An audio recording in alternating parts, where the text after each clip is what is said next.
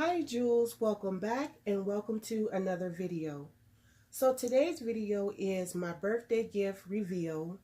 Today is my birthday and this is what I woke up to. And as you can see, I was so excited. I've already opened the box, but I've decided to come on camera to share with you all one of my birthday gifts before I get my day started. So let's see what's in the bag. So this is the gorgeous Dooney Bourke buckley and the color natural. And what is so ironic is that I've been wanting this bag for 2 years. And the reason why I hadn't purchased this bag is because of the measurements. For those of you that watch all of my What's in My Purse videos, you know that I carry a lot.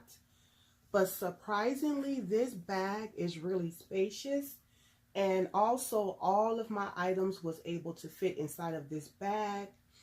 So I really love this bag. Hopefully they come with another color. I would love to buy another color other than black. So I will come back next week and share with you all some of the gifts I received for my birthday. So thank you all for watching. Make sure you like, share, and subscribe. And you all have a blessed day. Bye.